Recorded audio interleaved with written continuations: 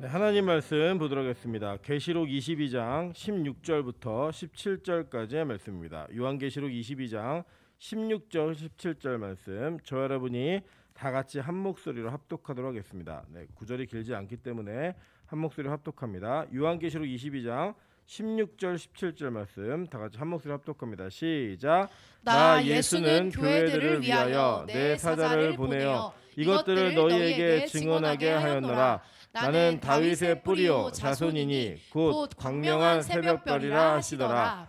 성령과 신부가 말씀하시기를 오라 하시는도다. 듣는 자도 오라 할 것이요 목마른 자도 올 것이요 또 원하는 자는 값없이 생명수를 받으라 하시더라. 아멘. 네, 우리 주변에 있는 분들에게 이렇게 한번 인사하겠습니다. 당신과 함께 있으니까 한 달이 후딱 갔습니다. 네, 우리 시간이 가는 게 참 빠른 것 같습니다. 우리가 송구영신 예배를 드린 게 엊그제 같은데 2월 또 첫 주가 되었습니다. 한 달이 이제 12달이기 때문에 12분의 2가 시작되고 있습니다. 여러분께서 이 달달이 여러분 매번의 하나님의 은혜를 계속 연속적으로 받음으로 말미암아 올 2023년에도 주의 은혜를 온전히 누리시는 저 여러분 되시기를 주님으로 축원합니다. 네, 오늘은 계시록 22장 16절 17절 말씀을 가지고 약속된 유일한 구원자라는 제목으로 하나님 말씀 증거하도록 하겠습니다. 하나님께서 이 땅에 우리 교회들에게 구원의 방법을 알려주시는 방법은 다른 거 없습니다. 딱 성경 하나입니다. 그래서 우리는 이 성경을 특별 계시라고 이야기하고 이 특별 계시의 마지막이 바로 오늘 여러분이 읽고 계시는 오늘 요한복음 22장입니다. 그래서 이 특별 계시를 요한계시록 22장을 마지막으로 특별 계시는 종료되었습니다. 그러니까 저와 여러분께서 이 특별한 계시의 마지막은 어떤 의미로 받아들여야 되냐면 하나님께서 우리를 구원하시는 방법을 제시하시고 그 완성을 이야기하실 때에 그 완성적 개념으로서 우리가 알아야 될 특별한 계시는 이 22장으로 끝난다는 겁니다. 그 이상 더 이상 우리에게는 특별한 계시가 오지 않습니다.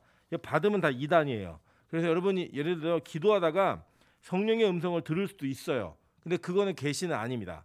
그거는 이제 성령의 조명이라고 얘기하는 일루미네이션이라고 얘기하는 내용이지 절대 이게 여러분이 뭐 기도하다가 다른 음성을 들을 수도 있고 마음에 하나님께서 말씀하시는 감동을 들을 수도 있지만 그게 계시다 아니다? 아니에요. 예, 이 계시는 이거로 끝입니다. 근데 이 끝나는 이 장면 속에서 예수님께서는 결국에 우리 자신 스스로가 어떤 하나님인지를 우리에게 너무나 정확하게 말씀하고 있습니다. 요한의 입을 빌어서. 그럼 오늘 여기 읽으신 16절 보시면 나 예수는 이라고 출발해요. 그죠? 나 예수는 교회들을 위하여 내 사자를 보내어 이것들을 너희에게 증언하게 하였노라. 나는 다윗의 뿌리요 자손이니 곧 광명한 새벽별이라 하시더라 라고 얘기했습니다. 이거는 계시록 1장에서 예수님이 얘기하셨던 이 사도 요한이 증거한 내용과 아주 흡사한 내용을 얘기하고 있습니다. 계시록 1장 1절부터 2절 한번 보도록 하겠습니다. 예수 그리스도의 계시라 이는 하나님이 그에게 주사 반드시 속히 일어난 일들을 그 종들에게 보이시려고 그의 천사를 그 종 요한에게 보내어 알게 하신 것이라. 요한은 하나님의 말씀과 예수 그리스도의 증거 곧 자기가 본 것을 다 증언하였느니라 라고 얘기합니다. 자, 공통된 게 뭐냐면 지금 다 누구나 증언자라는 거예요. 여러분 이 모든 것들은 자기 스스로 만들어낸 계시자가 아니라 증언자들이 기록한 성경이라는 겁니다. 그래서 이들 다 메신저예요. 마찬가지입니다. 설교도요. 하나님의 말씀을 증언하는 내용으로 이루어져야 되는 것이지 자기의 만들어진 생각이나 개념을 전달하는 시간이 절대 아니라는 겁니다. 그래서 모든 설교는 성경의 근거를 가지고 있어야 하고 그 성경의 근거를 통하여서 우리는 예수 그리스도께서 우리에게 주신 특별한 계시를 하나님께서 주시는 말씀으로 변환해서 설교 때 이야기하는 것이기 때문에 설교는 그 근거를 두었기 때문에 권위가 있는 것이지 다른 것으로 인해 권위가 있는 게 아니라는 거예요. 근데 중요한 건 뭐냐면 이 구약 때부터 신약 때까지 모든 성도들은 일관성을 가지고 하나님께서 주시는 그 계시를 따라 예수 그리스도를 증거하는 일에 통일성을 가지고 있었다라고 하는 것입니다. 그리고 그 통일성을 통하여서 하나님의 나라가 어떻게 완성될 것인지를 너무나 명확하고 분명하게 이야기했습니다. 여러분 우리 기억나시겠지만 이 요한계시록을 처음 시작할 때 우리는 요한계시록에 대한 여러 가지 그 궁금함들이 있었고 그 근거안들이 잘 해결될 수 있을지에 대한 여러 가지 생각들이 많으셨을 거라고 생각합니다. 근데 제가 말씀드렸듯이 전체 이 요한계시록에서 약 676번의 구약의 인용이 있습니다. 뭐냐면 구약에 나타났던 내용들을 그대로 증언하고 옮기고 있는 거예요. 다만 그 토시나 문구가 조금씩 다른 것은 여러분이 이해하셔야 될 게 뭐냐면 이 신약 성경에 인용되어진 구약 성경은 70인경을 인용한 거예요. 그리고 우리가 갖고 있는 구약 성경은 마소라 사본을 근거로 해서 만들어진 성경입니다. 그렇기 때문에 이 문구가 조금씩 다를 수는 있겠지만 정확하게는 그 근원은 똑같은 성경이라는 것입니다. 그러니까 구약의 본 성도들이 신약에 와서도 이루어질 그것을 그대로 이야기했다라는 것, 이걸 기억하시면 되는 거예요. 그러니까 이 시대 속에서 나만 요한계시록에 특별한 걸 깨달았다 말하는 사람들은 다 성경을 모르는 사람들인 거예요.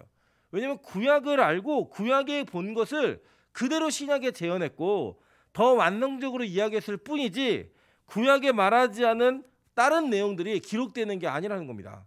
그래서 여러분 결국에는요, 이 종국의 마지막 우리 22장 16절에서 여지껏 이 모든 것을 이야기한 분이 누구인가, 그 주체가 누구인가를 성령께서는 이 요한을 통하여서 우리에게 성경으로 기록하면서 그 주체가 바로 예수다라고 얘기하고 있는 거예요. 여러분 이게 정말 중요한 사실입니다. 이 모든 게 누구의 말이라고요? 예수님의 말씀이라는 거예요. 그래 이 예수님의 말씀이 누구에게 전해졌느냐? 이게 보면은 교회들을 위하여라고 얘기합니다. 근데 사실 이거 원어적으로 조금 이렇게 정확하게 번역을 하면 교회 안에 있는 너희들에게라고 얘기한 게 더 맞아요. 그러니까 교회 안에 있는 너희들에게 예수가 내 사자를 보내어 이것들을 너희에게 증언하게 하였노라라고 얘기한다라는 거예요. 그러니까 교회들, 지금 이 교회들이 어떤 교회들이었죠? 첫 번째로 이 요한계시록을 받았던 수신자들은 도미티안 황제 때 핍박받고 있는 7교회를 대표로 얘기했어요. 근데 그 일곱 교회가 7교회만 받는 책이었나요? 아니었죠. 7교회가 역사 가운데 모든 교회를 대표하는 교회라고 얘기했죠. 우리가 이 7교회를 초반부에 다 살펴봤단 말이에요. 그래서 이 7교회에게 이 말씀을 하심으로 그들에게 무엇을 이야기하는 거냐면 그 고난과 어려움과 핍박 속에서도 하나님의 구원이 너에게 약속되어 있고 반드시 예수는 이긴다예요. 그걸 보여주는 거예요. 그래서 이 교회들에게 이 말씀을 하고 있다라고 하는 것입니다. 그렇게 증언할 때 그 예수님께서 자신의 정체성을 너무나 분명하게 얘기한다라고 하는 것입니다. 첫 번째는 뭐냐 보니까 자 16절입니다. 나는 다윗의 뿌리요 자손이니라고 얘기해요. 자 이게 여러분 아이러니하게 안 맞는 얘기죠. 모순이에요.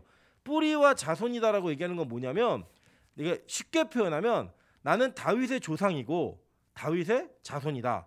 이 두 가지를 다 동시에 얘기하는 거예요.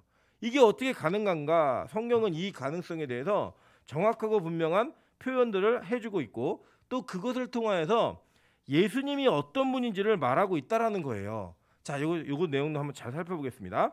먼저 성경에서는 이 다윗의 뿌리로부터 메시아가 나온다라는 사상, 즉 메시아 사상을 정확하게 증언하고 있습니다. 이사야 11장 1절부터 2절입니다. 이새의 줄기에서 한 싹이 나며 그 뿌리에서 한 가지가 나서 결실할 것이요 그의 위에 여호와의 영 곧 지혜와 총명의 영이요 모략과 재능의 영이요 지식과 여호와를 경외하는 영이 강림하시리니라고 이야기했어요. 그죠? 자, 이게 뭐냐면 예수님께서 메시아가 어떻게 이 땅에 온다라고 구약의 이사야 선지자가 증언하고 있냐면 이새의 줄기에서 싹이 나고 뿌리에서 가지가 난다라고 얘기했어요. 그죠? 그러니까 이새의 조상, 그 이새의 집안에서부터 이런 일이 벌어진다라고 정확하게 그 근원을 얘기하고 있는 거예요. 혈통적으로 이 땅에 어떤 가문을 통해 오시는가? 하나님이 이새라는 사람을 택하셨고 그 이새의 뿌리, 그리고 이새의 그 뿌리로부터 예수 그리스도가 올 것이다. 메시아가 올 것이라는 사상을 얘기했다라는 겁니다. 여러분 계시록 5장 4절부터 8절도 한번 보도록 하겠습니다. 그 두루마리를 펴거나 보거나 하기에 합당한 자가 보이지 아니하기로 내가 크게 울었더니 장로 중에 한 사람이 내게 말하되 울지 마라. 유대 지파의 사자 다윗의 뿌리가 이겼으니 그 두루마리와 그 7인을 떼시리라 하더라. 내가 또 보니 보좌와 내 생물과 장로들 사이에 한 어린 양이 서 있는데 일찍이 죽임을 당한 것 같더라. 그에게 7뿔과 7눈이 있으니 이 눈들은 온 땅에 보내심을 받은 하나님의 7 영이더라. 그 어린 양이 나와서 보좌에 앉으신 이의 오른손에서 두루마리를 취하시니라. 그 두루마리를 취하심에 네 생물과 24장로들이 그 어린 양 앞에 엎드려 각각 검은고와 향이 가득한 금 대접을 가졌으니 이 향은 성도의 기도들이라라고 얘기했습니다.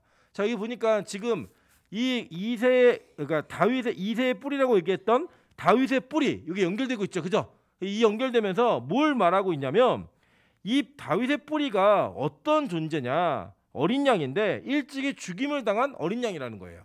그러니까 죽임 당하신 어린 양, 그가 바로 다윗의 뿌리라고 얘기하면서 계시록에 나와 있는 하나님의 이 마지막 심판이 진행되어질 때 7인이 바로 떼져야지만 그 역사가 일어나는 건데 그 7인을 뗄 분은 유일하게 한 분, 예수 그리스도밖에 없다는 거예요.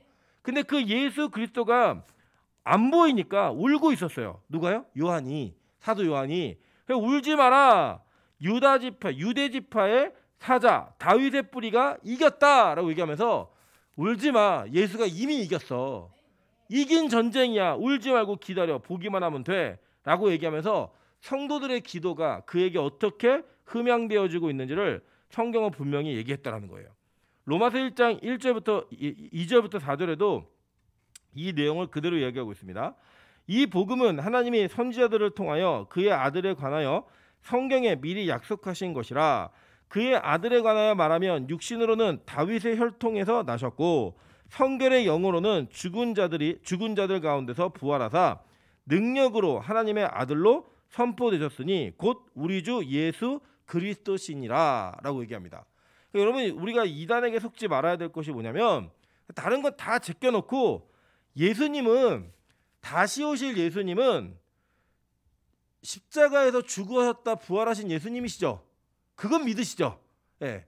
그 사실만 인식하셔도 이 땅에 있는 많은 자신이 예수라고 말하는 자들이 얼마나 거짓말쟁이인지를 알 수 있는 거예요.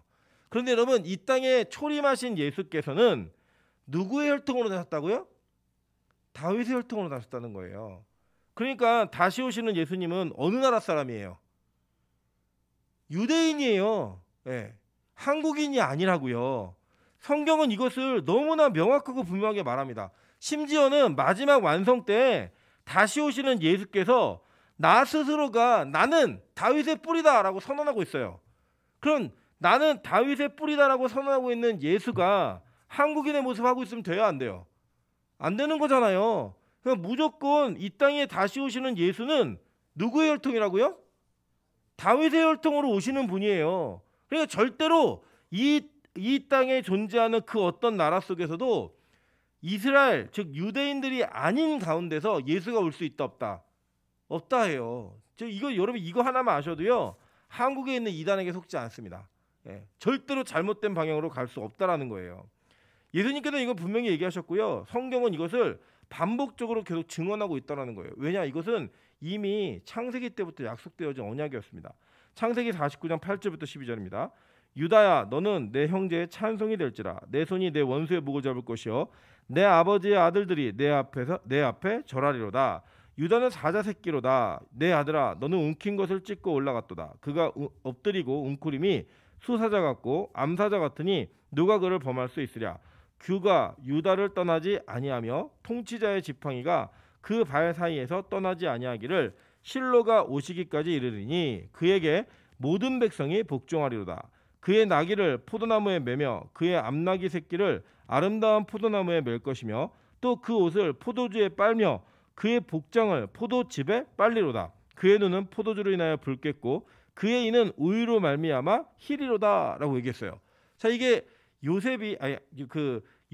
야곱이 자기의 12아들을 축복할 때 그 축복이 각자 역할에 맡겨 있다 그랬죠. 그죠? 그래서 그것은 잘한 아들은 복 주고 못한 아들은 벌 주고 이런 내용이 아니에요. 그 전체 메시지 자체가 아들들의 순서를 첫째, 둘째, 셋째, 넷째까지만 지켰고 다섯째부터는 다 섞였어요. 그래서 각자의 분량대로 축복하였더라라고 얘기합니다. 그러니까 그 내용이 뭐냐면 전체 메시지가 다 복음의 메시지인데 한편의 설교인 거예요. 그래서 첫째, 둘째, 셋째까지는 인간의 타락을 보여주고 있고 그 타락한 자들을 누굴 통해 구원하신다? 유다를 통해 구원하신다는 거예요.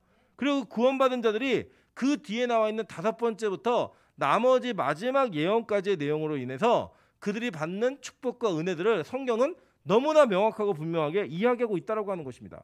여러분 그것을 기억하시면 절대로 우리는 이 땅 가운데에서 유다 지파를 뿌리로 하고 있는 예수 그리스도의 오심과 그 사역을 부정하거나 부인할 수 없다라는 거예요. 여러분 근데 잘 보시면 이것이 어떻게 가능했는가, 그리고 이것이 어떻게 증언되고 있는가, 성경은 우리에게 연속적으로 이 내용들을 설명하고 있고 히브리서 기자는 구약을 근거로 하여 이 내용을 우리 동일하게 얘기합니다. 히브리서 7장 13절부터 17절입니다. 이것은 한 사람도 제단 일을 받들지 않는 다른 지파에 속한 자를 가리켜 말한 것이라. 우리 주께서는 유다로부터 나신 것이 분명하도다. 이 지파에는 모세가 제사장들에 관하여 말한 것이 하나도 없고 멜기세덱과 같은 별다른 한 제사장이 일어난 것을 보니 더욱 그러하도다. 더욱 분명하도다. 그는 육신에 속한 한 계명의 법을 따르지 아니하고 오직 불멸의 생명의 능력을 따라 되었으니 증언하기를 내가 영원히 멜기세덱의 반차를 따르는 제사장이라 하였도다라고 얘기합니다. 여러분 이거 기억나시죠? 이 당시에 히브리서가 쓰여질 때 유대인들 즉 이스라엘 백성들이 어떤 궁금증을 가지냐면 이런 거예요. 다른 게 아니라 야 이상하다. 예수님이 대제사장이라고 얘기하고 우리 죄를 대신 감당하셨다고 얘기하는데 예수님은 유다지파잖아. 유다지파인데 어떻게 대제사장의 역할을 할 수 있지? 대제사장은 레위지파에서만 나오는 거야. 이게 상식이었다고요. 그냥 일반적. 그 질문을 던진 거예요. 그러니까 이 히브리서 기자는 대답을 하는 거예요. 만약에 그들의 상식에 부합하는 이야기 하려면 예수님은 레위지파일 수도 있어 라는 얘기를 한 게 맞아요. 근데 이게 뭐라고 얘기하냐면 예수님은 분명히 유다지파로부터 났다는 거예요. 그러니까 다윗의 뿌리가 된다는 거예요. 분명하게. 근데 그게 어떻게 가능한가? 그럼 다윗의 뿌리인 유다지파가 어떻게 대제사장이 되니? 이걸 얘기할 때 너희들 잘 생각해봐. 제사장은 두 계열이 있어. 한 계열은 아론의 반차를 따른 제사장들 계열이 있고 멜기세덱의 반차를 따른 대제사장 계열이 있는데 다윗이 시편 110편에 나는 멜기세덱의 반차를 쫓은 대제사장이라고 하나님께서 나에게 말씀하셨어 라고 얘기했다고요.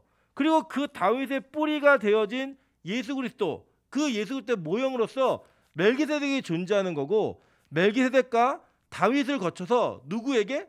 예수 그리스도에게 그 예언이 성취되었다라고 성경은 증언한다라는 거예요.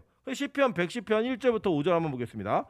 여호와께서 내 주에게 말씀하시기를 내가 내 원수들로 내 발판이 되게 하기까지 너는 내 오른쪽에 앉아 있으라 하였도다.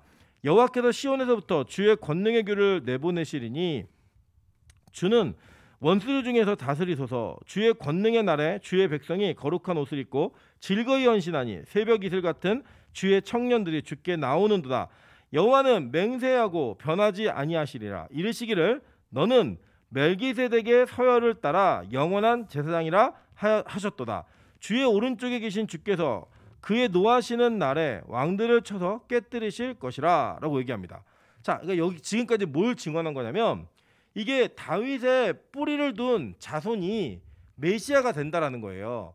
근데 이게 좀 아까 어색한 얘기라고 그랬죠. 나는 다윗의 조상이고 다윗의 자손이다 라고 얘기하는 거예요. 지금 이 내용이. 그래서 이걸 갖고 궁금함이 있으니까 실제로 예수님께서 이 내용들을 설명하시기 위해 몇 가지 내용들을 얘기해 주십니다. 뭐냐면 첫째, 예수님은 그 시대를 살면서 그 시대를 살고 있는 유대인들에게 뭐라고 증언하셨냐면 나는 아브라함을 봤어 라고 얘기했어요. 자, 이게 어느 정도의 파괴력이 있는 얘기냐면 이 유대인들은 뭘 믿었냐면요. 아, 나는 아브라함의 자손이기 때문에 구원받은 자야 이렇게 믿었다고요. 왜요? 아브라함의 언약의 출발이니까. 난 아브라함의 후손이야. 이게 그들에게 구원의 확실한 증거였어요. 그들에게는. 그렇기 때문에 예수님께서 내가 아브라함을 보았다라고 얘기하는 것은 굉장히 큰 충격적인 발언이었고 심지어는 아브라함이 나의 때 볼 것, 그러니까 예수의 때를 볼 것을 보고 즐거워했다라고 얘기를 하면서 이 유대인들에게 이해할 수 없는 충격을 안겨버려요. 그건 뭐냐? 내가 아브라함보다 먼저 있었다라는 거예요. 네, 자, 한번 볼게요. 요한복음 8장 56절부터 58절입니다. 너희 조상 아브라함은 나의 때 볼 것을 즐거워하다가 보고 기뻐하였느니라. 유대인들이 이르되 내가 아직 50세도 못 되었는데 아브라함을 보았느냐? 예수께서 이르시되 진실로 진실로 너희에게 이르노니 아브라함이 나기 전부터 내가 있느니라 하시니. 자, 이것은 신학적으로 예수의 선제성이라고 얘기하는데, 예수님께서는 이 땅에 그냥 인간으로 살다가 어느 날 특별한 계시를 받아갖고 하나님의 아들이 된 그런 존재가 아니라는 거예요. 그런데 그런 이단들도 있어요. 그렇게 말하고 있는 이단들도, 잘못된 교리를 갖고 있는. 예수님은 태초부터 예수님이셨고 태초 이전부터 예수님이셨어요. 그러니까 창조의 사역에 함께 하신 분이에요. 우리 창세기 통해 배우셨죠? 그죠? 그래서 삼위일체 하나님께서 창조를 하신 거예요. 예수님께서 창조에 관여하셨고 적극적인 개입을 하셨습니다. 그래서 그 개입 속에서 만물이 그로 말미암아 이루어지지 않은 것이 아무것도 없다라고 얘기할 정도로 하나님께서 예수님께서는 삼위일체 트리니티 갓, 삼위일체적 개념 속에서 창조의 사역을 진행하셨고 그 사역 가운데 예수님이 계셨어요. 그리고 구약에서도 실제로 구약 시대에 예수님이 등장을 해가지고 예수님이 이 땅에 있는 사람들을 만나고 대화하고 먹고 마시는 일들이 실제로 이루어졌습니다. 여러분, 삼위일체 하나님 중에 인간의 형상을 하시고 우리와 함께 대화하고 식사하고 만날 수 있는, 접촉할 수 있는 하나님은 누구예요? 성자 예수님이에요. 근데 구약에 여호와가 사람들과 대화하며 그들과 교제하는 일들이 일어난다, 안 일어난다? 일어나요. 심지어 여러분, 성막에서 장막의 구름 속에 그 예수님이 계셨다라고 성경은 얘기하고 있고요. 예수님께서 소돔과 고모라 심판하실 때 아브라함을 만나 식사를 나누면서 내가 이 땅을 심판하겠다고 말씀하신 거예요. 그러니까 구약의 예수 그리스도가 이미 있다 없다? 있어요. 그러니까 구약의 성도들은 누굴 믿고 구원받은 거예요? 예수를 믿고 구원받은 거예요. 그리고 신약의 성도들은요? 예수를 믿고 구원받는 거예요. 지금 우리는요? 예수 믿고 구원받는 거예요. 우리 모두가 다 이 다윗의 뿌리 되시는 선지하셨던 예수를 믿고 구원받는 동일한 믿음의 라인을 갖고 있다는 겁니다. 그래서 구약의 성도와 신약의 성도가 천국에서 만나면 동일한 믿음을 고백하게 될 거예요. 그 동일한 믿음 속에서 동일한 기쁨을 누리게 하는 거, 그게 바로 하나님께서 우리에게 의도하신 바이고, 그 의도하심 속에서 다윗의 뿌리가 되시는 그 예수 그리스도의 내용을 이야기하고 있다는 겁니다. 여러분, 동시에 볼게요. 이 예수님께서 뭐라고 얘기하시냐면 마태복음 22장 41절부터 46절 보겠습니다.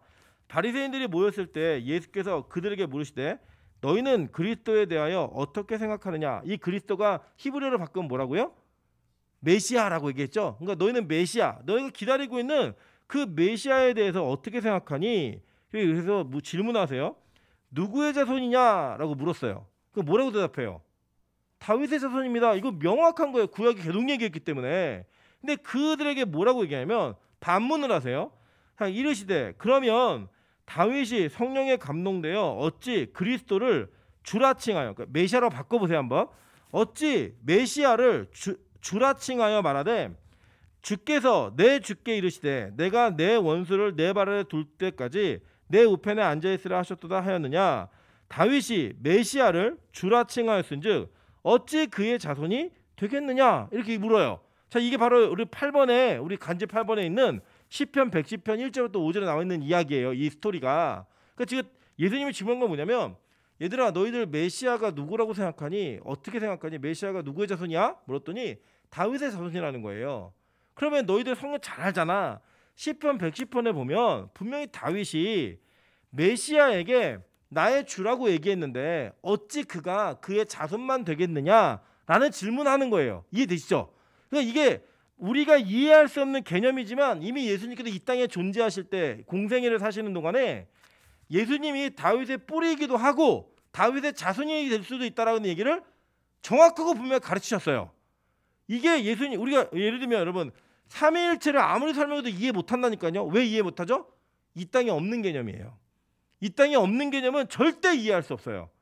여러분, 예를 들어 우리가 무슨 예화를 들거나 어떤 비유를 들어서 이야기할 때 그 비유가 이 땅에서 우리가 이해하고 있는 비유가 어떠한 상황 속에 있는 내용들과 부합하게 맞아야지만 이해가 되는 거예요. 그러니까 한 번도 일어나지 않은 일이나 경험될 수 없는 일은 절대 설명할 수 없어요. 그러니까 여러분 잘 보세요.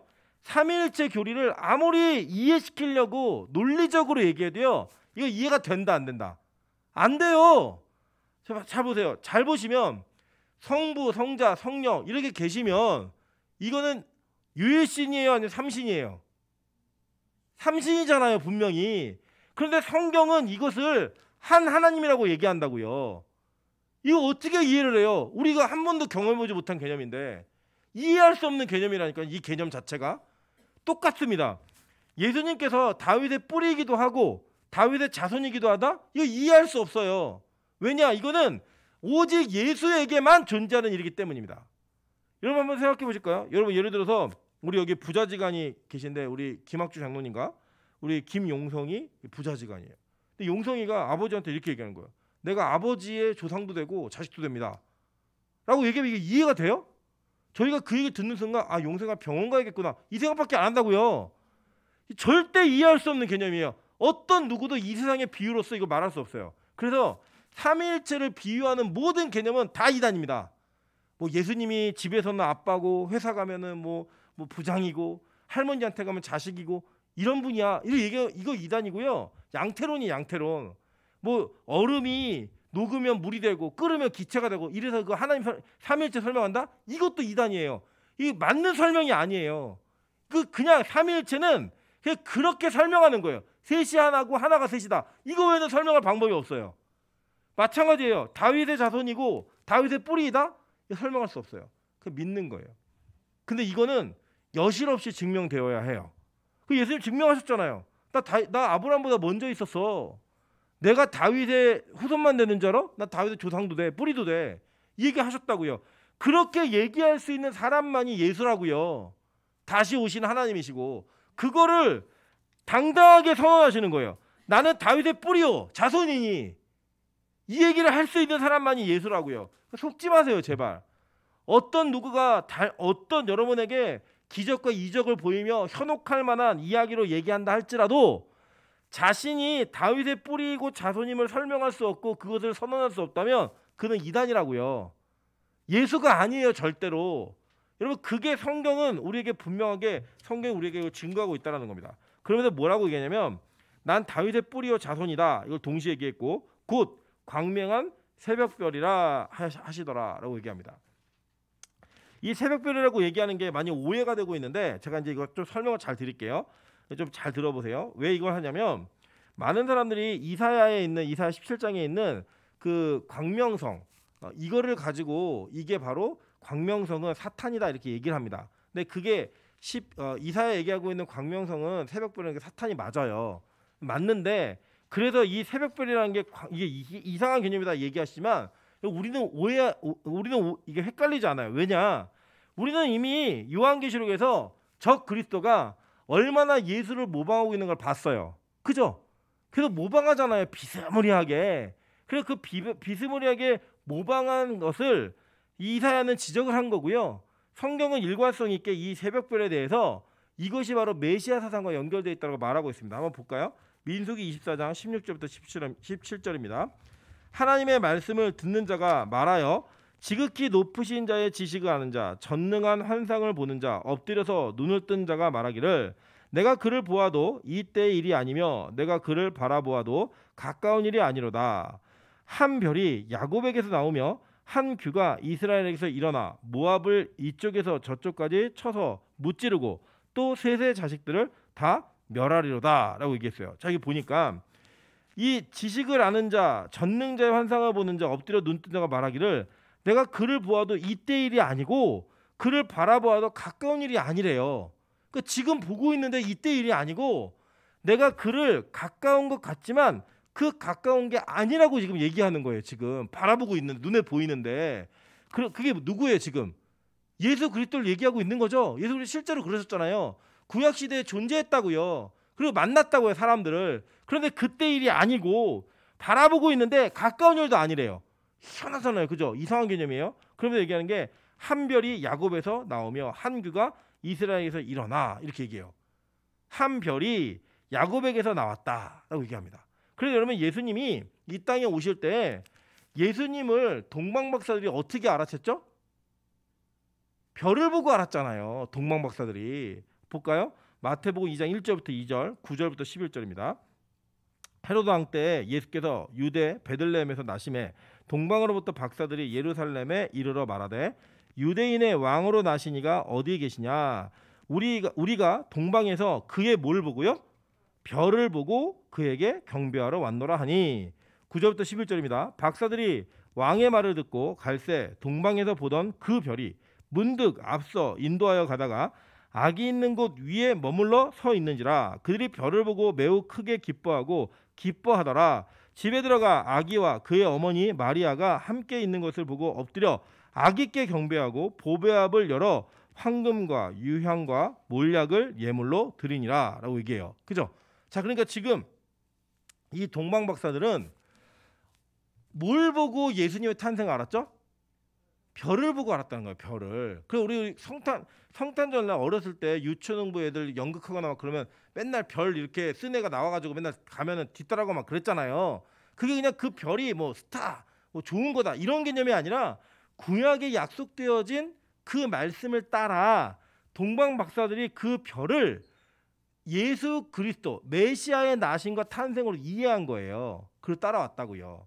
이게 사실 동방 박사가 세 사람만 이렇게 얘기하는데 그 세 사람인 건 다 거짓말이에요.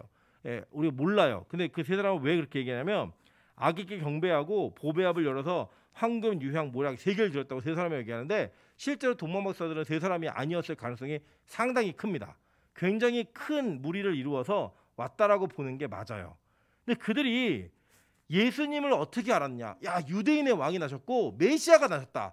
이 개념을 어떻게 이해했냐면 별 보고 알았다고. 별 보고. 실제로 한번 볼게요. 베드로서 1장 16절부터 19절입니다. 우리 주 예수 그리스도의 능력과 강림하심을 너희에게 알게 한 것이 교묘히 만든 이야기를 따른 것이 아니오. 우리는 그의 크신 위엄을 친히 본 자라. 그러니까 우리 예수님 봤다예요. 야, 우리는 그 예수 그리스도를 봤어. 지극히 큰 영광 중에서 이러한 소리가 그에게 나기를 이는 내 사랑하는 아들이요 내 기뻐하는 자라 하실 때 그가 하나님 아버지께 존귀와 영광을 받으셨느니라. 이 소리는 우리가 그와 함께 거룩한 산에 있을 때 하늘로부터 난 것을 들은 것이라. 또 우리에게는 더 확실한 예언이 있어. 어두운 데를 비추는 등불과 같으니 날이 새어 샛별, 이게 새벽별이에요. 새벽별. 샛별이 너희 마음에 떠오르기까지 너희가 이것을 주의하는 것이 옳으니라 라고 얘기했어요. 자, 보세요. 지금 베드로는 뭐라고 얘기하냐면 야, 우리가 예수님 친히 봤어. 메시아를 친히 만났고 친히 우리가 증언할 수 있을 만큼 만진바된 그런 경험이 있는 사람들이야. 그런데 그걸 내가 왜 이렇게 확신 있게 증언할 수 있냐면 예수님과 함께 변화산에 올라갔을 때 예수님 변화되어서 영광 받으신 걸 봤거든. 이 얘기하는 거예요. 지금 간증하는 거예요. 간증. 그러면서 그가 또 얘기한 건 뭐냐면 우리에게는 더 확실한 예언이 있다는 거예요.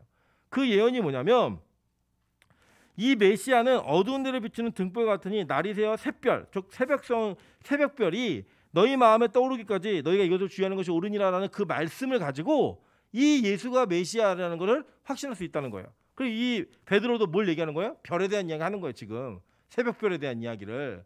그러니까 예수님은 지금 구약의 모든 사건들 예언되어진 그 내용들 속에서 내가 참 왕이고 진짜 메시아라는 걸 선언하시는 거예요. 그냥.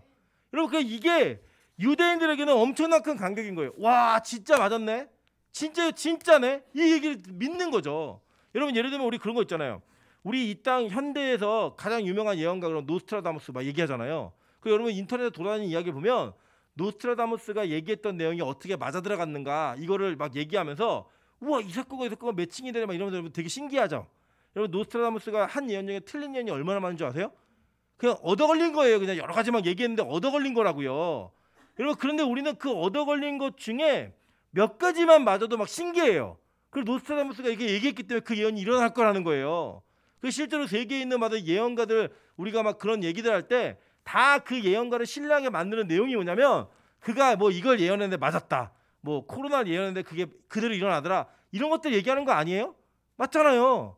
여러분, 실제로 제가 그 보니까 그 점 보는 사람들 있잖아요. 무당들이 TV에 나와가지고 어떤 사람을 이렇게 될 거라고 연예인들을 이렇게 재미삼아 봐준 내용들 이런 것들이 이렇게 맞아 들어가면 그 무당은 그 TV 프로그램 이후에 어떤 일이 벌어지냐 1년 이내 예약을 할 수가 없대요. 어떤 하나 맞췄다고 예약을 할 수 없다는 거예요. 그리고 이게 정말 신기하지 않습니까? 네. 제가 저희 어머니네 교회에 쌍둥이를 낳은 자매의 쌍둥이 출생을 맞췄어요.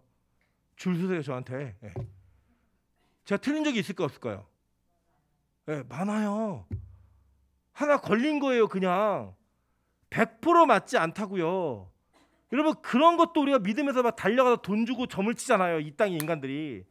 예수님은요 성경에 말씀하신 그 모든 것이 100%그 어떤 것도 틀리지 않고 예수에게 모두 이루어졌어요. 그걸 보는 거예요. 확신하는 거예요. 유대인들이 그 확신이 있는 거예요. 막 구약 성경을 달다 외우는 인간들이 이 내용을 보면서 그래? 진짜 맞네. 예수님은 그런 분이 맞네. 이런 얘기를 생전에 하셨고 말했고 새벽별 다 맞는 이야기네. 그걸 보고 예수님이 자기를 믿으라는 마지막 선언을 하시는 거예요. 내가 이긴다. 이 종말의 세상 가운데 유일한 메시아 구원자는 나 외엔 없어. 확실히 있게 전달하시는 거예요. 그걸 믿으라는 거예요. 여러분 이제 다음 주나 다다음 주 우리 요한계시록 끝나거든요. 이 요한계시록 끝나는 이 시점 속에서 여러분이 지금 이 예수님께서 증언하시는 그 내용이 여러분의 감격이 되셔야 돼요. 사실은 제가 이거 2년 좀 넘게 강의를 했기 때문에 여러분 그 앞에 있는 내용들 다 기억 안 나실 수도 있어요. 그러나 중요한 건 뭐냐면 앞으로 우리 교회가 한 가지는 무기와 특별함을 갖게 됐어요. 그게 뭐냐면 어떤 성경을 우리가 보다가 이 성경에 있는 일들이 요한계시록에 어떻게 성취될 것인가를 제가 말씀을 드리면 여러분 그 내용을 맞아 저거 배운 적 있어 저거 들은 적 있어 라고 공유할 수 있는 공감대를 형성할 수 있어요. 얼마나 큰 유익인지 아세요? 다들 요한계시록 어렵다고 얘기하고요. 요한계시록 모르겠다고 얘기할 때 우리는 구약에 있는 사건이 신약에 일어난 성취가 요한계시록에서 어떻게 완성되는지를 우리는 다 볼 수 있는 거예요. 여러분 그걸 통해서 믿으셔야 될 게 뭐냐면 예수님이 진짜 우리의 유일한 구원자이시구나. 이거 믿는 거예요. 이걸 보는 거예요. 여러분 저와 여러분이 그렇게 나아가는 하나님의 은혜를 경험하셨으면 좋겠습니다. 실제로 예수님께서는 계시록에서도 자신 스스로가 새벽별을 받은 자라고 이야기했어요. 자 볼게요. 계시록 2장 26절부터 29절입니다. 이기는 자와 끝까지 내 일을 지키는 그에게 만국을 다스리는 권세를 주리니 그가 철장을 가지고 그들을 다스려 질그릇 깨뜨리는 것과 같이 하리라. 이게 시편 2편에 있는 이야기죠. 나도 내 하나님께 내 아버지께 받은 것이 그러하니라. 내가 또 그에게 뭘 주다고요? 새벽별을 주리라. 귀 있는 자는 성령의 교회들에게 하시는 말씀을 들을지어다.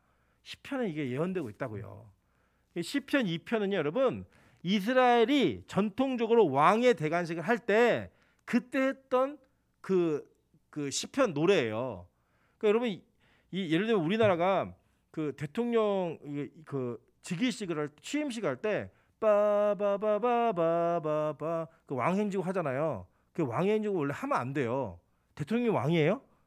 아니잖아요. 근데 그 근원을 모르니까 그렇게 하고 있지만 이스라엘은 왕 즉위식, 왕 시대에 왕의 즉위식을 할 때 시편 2편을 반드시 노래했다고요.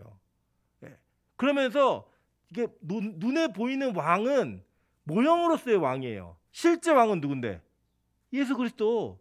그분이 오실 때 이 새벽별이 그에게 주어진다라는 걸 얘기하고 있어요. 그래서 예수님이 자기가 누구인지를 얘기하시면서 나는 광명한 새벽별이야. 뭐예요? 나 왕이야. 얘기하는 거예요. 우리 찬양하잖아요. 왕이신 나의 하나님. 찬양하잖아요. 그죠? 그 왕이신 하나님이 여러분 이 새벽별의 의미가 있는 거예요. 새벽별, 그럼 왕에게서 나오는 거지. 그럼 왕이구나. 그거를 인정하고 믿으라는 거예요. 그게 선언이에요. 요한계시록에. 마지막 예수 그리스도가 자신이 어떤 분인지를 얘기할 때 그렇게 하는 거예요. 그러면서 여러분 되게 중요한 게 뭐냐면 보통 왕 그럼 이미지가 뭐예요?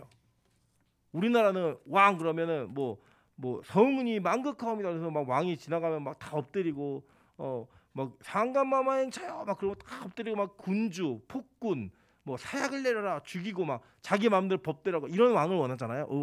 그 머릿속에 생각하잖아요. 야 쟤는 우리 집의 왕이야. 그러면 그 이미지가 좋지 않아요. 근데 여러분 이 왕은 어떤 왕이냐면 17절 보세요. 성령과 신부가 말씀하시기를 오라 하시는도다. 듣는 자도 오라 할 것이요 목마른 자도 올 것이요 또 원하는 자는 값없이 생수를 받으라 하시더라. 누가 주는데 이걸? 왕이 주는 거예요. 값없이 아무것도 조건 없이 그거 와서 받아 먹으라는 거예요. 그 누가 얘기해요? 성령과 신부가 얘기하고 있는 거예요. 자 볼게요. 계시록 14장 13절입니다.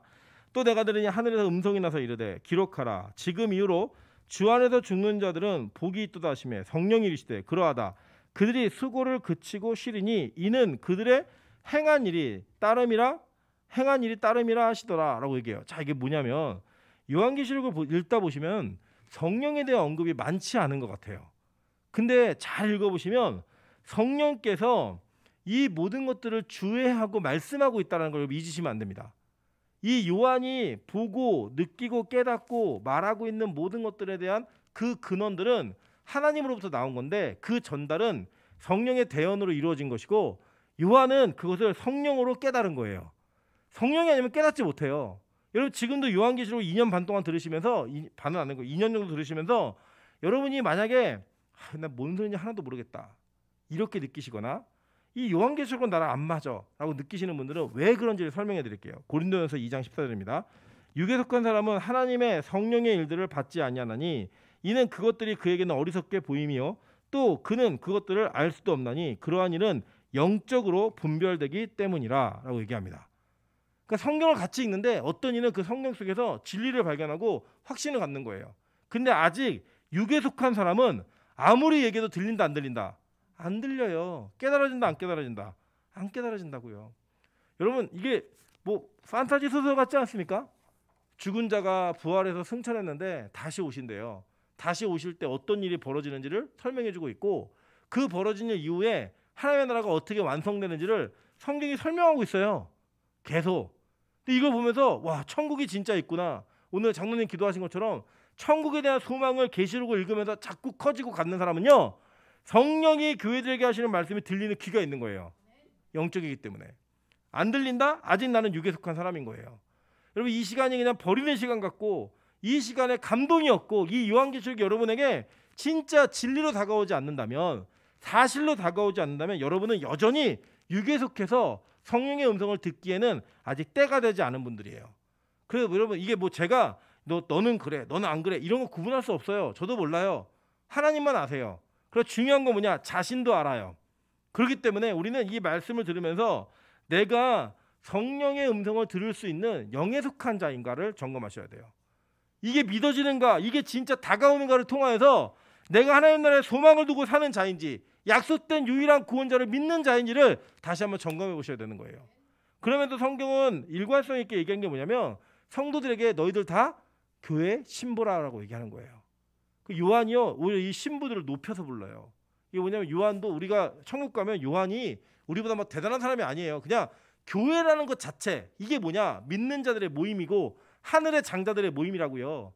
그게 천국이에요. 즉 이 교회가 천국으로 그대로 올라가는 거예요. 그래서 교회는 천국의 미니어처예요. 여기는 이 성도들이 그리스도의 신부라고요. 다 성경은 이거를 굉장히 일관성 있게 얘기했어요. 한번 볼까요? 계시록 19장 7절부터 10절입니다. 우리가 즐거워하고 크게 기뻐하며 그에게 영광을 돌리세 어린 양의 혼인기약이 이르렀고 그의 아내가 자신을 준비하였으므로 그에게 빛나고 깨끗한 세마포옷을 입도록 허락하셨으니 이 세마포옷은 성도들의 옳은 행실이로다. 자, 어린 양의 혼인의 기약이 이르는데 그의 아내 신부죠. 신부가 뭘 했어요? 세마포옷을 입었대요. 근데 그 세마포옷을 입은 사람들을 뭐라고 불러요? 성도라고 부른다고요. 그 우린 다 신부예요. 그래도 뭐라고 얘기하느냐? 어린 양의 혼인잔치에 청함을 받은 자들은 복이 있도다 하고 또 내게 말하되 이것은 하나님의 참되신 말씀이라 하기로 내가 그 발 아래 엎드려 경배하려 하니 그가 나에게 말하기를 나는 너와 및 예수의 증언을 받은 내 형제들과 같이 된 종이니 삼가 그리하지 말고 오직 하나님께 경배하라. 예수의 증언은 예언의 영이라 하더라. 똑같은 거예요. 다 교회는. 그리고 우리 천국 가면요 다 공평하게 천국의 기쁨과 은혜를 누립니다. 제가 지난 시간에 상급 말씀드렸죠. 이 땅에서 정말 많이 수고하고 간 분들도 계세요. 여러분 모태신앙부터 시작해서 열심히 봉사하면서 교회의 헌신과 예수 그때 인도하심을 따라 산 진짜 그런 사람도 있고요. 죽기 직전에 예수 믿는 사람도 있다고요. 천국 가면 상급이 똑같아요? 달라요? 달라요. 분명히 달라요. 근데 그게 우열을 가르는 거예요? 아니라 그랬죠. 가보면 누구 때문에 할 수 있었던 일이에요. 예수 그리스도의 은혜로 말미암아 하나님께서 선택하신 은혜로 말미암아 할 수 있었던 일이다. 그래 멸류관 누구에게 바쳐요? 다시 하나님께 돌려드리잖아요. 그게 바로 상급의 모습이었던 것처럼 천국 가면 다 똑같아요. 걱정하지 마세요. 뭐 이 땅에서 목사는 더 좋은 자리 가고 권사 장로는 더 높은 자리에 가고 나는 그냥 청년이었으니까 낮은 자리 간다? 그런 일 없어요. 단지 내가 그 부르심에 맞게 살았는가 살지 않았는가 이게 중요한 거고 이 땅에서 우리의 은혜의 반응은 우리 2부 때 설교할 텐데 율법이 주어진 것을 우리가 다 무시할 수 없다는 얘기를 할 거예요. 율법 지켜야 된다 얘기할 건데 그 지키는 것이 은혜로만 가능한 거예요. 은혜가 있는 자들에게 주시는 특권이라고요. 그게 그 특권을 수행했던 자들에게 하나님 반드시 상 주십니다. 근데 그 상이 다 주님으로부터 나온 것임을 인정하게 만드는 곳이 천국이에요. 거기 누구도 자랑 못해요. 내가 네보다 높은 자리에 있지, 내가 너보다 더 큰 면류관 썼지, 내가 더 하나님의 영광에 가까이 있지, 이거 말할 수 있다 없다? 못한다고요. 그 하는 것도 천국 모르는 거예요. 천국이 그런 데 아니라고요. 여기서도 맨날 그 경쟁을 했는데 천국 가서도 그걸 해요? 지옥이지 그게? 절대 그런 일 없어요. 예. 여러분 근데요, 이렇게 혼인잔치에 참여된 신부, 그를 성도라 불렀다고요. 그리고 예수님이 이 땅에서도 물으신 거예요. 요한복음 4장 16절 한번 보겠습니다. 이르시되 가서 내 남편을 불러오라. 여자가 대답하여 이르되 나는 남편이 없나이다. 예수께서 이르시되 내가 남편이 없다 하는 말이 옳도다. 너에게 남편 5이 있었고 지금 있는 자도 내 남편이 아니니 내 말이 참되도다라고 얘기해요. 이 장면은요, 예수님이 수가성에서 사마리아 여인을 만나신 장면이에요. 수가라는 이름 자체가 뜻이 구속이란 뜻이에요. 그리고 우물에서 만나셨죠? 그 우물에서는 이스라엘 백성들은 남자 여자 참신랑과 신부가 만나는 곳이 어디다? 우물이었잖아요. 우물. 그래서 야곱도 우물에서 만났고, 그죠? 모세도 우물에서 만났고, 그죠? 계속 우물에서 만나는 거예요. 그 우물 자체가 이 참신부와 참신랑이 만나는 장소이구나. 이게 유대인들이 갖는 전통적인 생각이었다고요. 우리 이게 뭐 이게 비슷한 비유로 우리가 예를 들어 옛날에 쟤네 둘이 뽕밭에서 만났다 이러면 그냥 뭔지 알잖아요. 둘이 무슨 사이인지. 그런 거가 똑같이 우물에서 만났대. 그러면 이거 끝난 거예요. 쟤네들 연애하는구나, 결혼하는구나, 이거예요. 예수님이 그 우물에서 여자에게 물으십니다. 너 남편 불러와. 나 남편 없는데요. 그래 맞아. 네 남편 없지? 너 5명이나 살았는데 다 너 저기 쫓겨났고 지금 있는 남자도 네 남편 아니잖아. 그러면 하신 얘기 뭐예요? 내가 네 남편 돼줄게.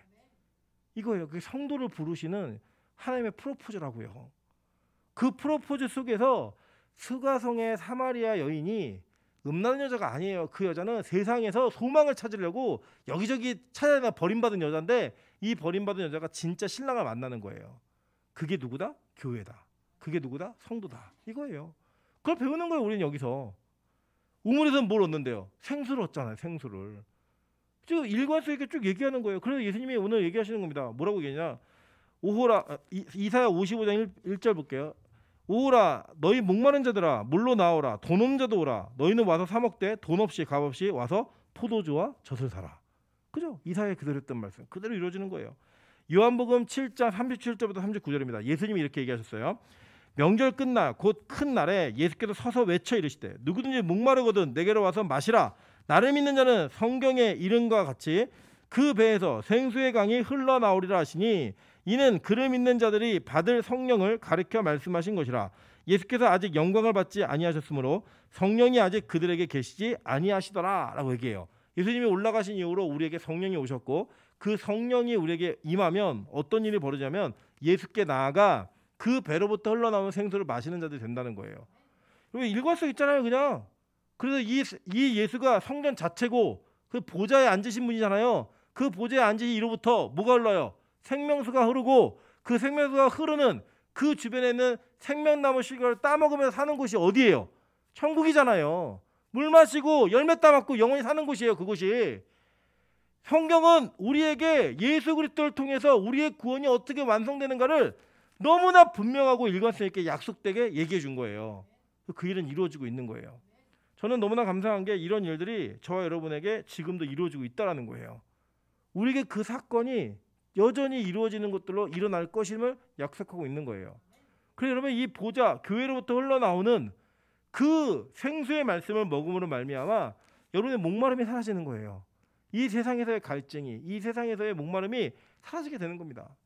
여러분, 그게 바로 복음에서 약속하고 있는 하나님, 즉 예수 그리스도로 말미암아 얻어지는 축복을 얘기하고 있는 것이고, 이 요한계시록은 그걸 완성형으로 얘기하는 거예요. 미래형. 반드시 완성된다는 거예요. 그렇게 반드시 이루어진다는 거예요. 계시록 21장 6절부터 7절 볼게요. 또 내게 말씀하시되 이루었도다. 나는 알파와 오메가여 처음과 마지막이라. 내가 샘물을 목마른 자들에게 값없이 주리니 이기는 자는 이것들을 상속으로 받으리라. 나는 그의 하나님이 되고 그는 내 아들이 되리라. 관계성이 형성되는 거예요. 이게 완성되는 곳, 그게 어디다? 천국이다. 이거예요. 그리고 예수님이 자신 있게 그리고 분명하게 명확하게 설명합니다. 교회 안에 있는 너희들에게 내가 사자를 보내 이것들을 증언했고 나는 다윗의 뿌리요 자손이다. 그리고 곧 광명한 새벽별이야 라고 얘기하셨어요. 그리고 성령과 교회가 신부가 말씀하시기를 오라, 다 오라는 거예요. 그리고 오라 할 것이요 목마른 자도 올 것이요 원하는 자는 값없이 생명수를 받으라 하시더라. 이게 바로 마지막 이 세계 속에서, 이 세상 속에서 종말이 있을 때 하나님의 나라에 들어가는 자들이 어떤 축복을 누리고 어떠한 예수 그리스도를 믿을 것인가를 얘기해주고 있는 본문인 거예요. 저는 오늘 이 본문 하나만으로 여러분 이 땅에서 이단에게 흔들리지 않는 진짜 믿음을 소유하시길 주님으로 축원합니다. 여러분 그것을 넘어서서 우리는 이 땅에서 진짜 약속된 메시아인 예수 그리스도를 믿음으로 고백할 수 있는 고백이 저 여러분의 있기를 소망합니다. 여러분 그 전까지 우리가 몰라서 예수를 다르게 믿었고 몰라서 내가 부르는 예수가 내 생활 속에 만들어낸 신이었다면 이제 진짜 성경에 말씀하고 있는 그 하나님을 믿으셔야 됩니다. 그래야지 진짜 믿음이 생기는 거예요. 진짜 확신 있는 뿌리가 박히는 거예요. 여러분 그렇게 천국 가는 그날까지 진짜 믿음을 소유하는 저 여러분 되시기를 주님으로 축원합니다. 자, 찬양으로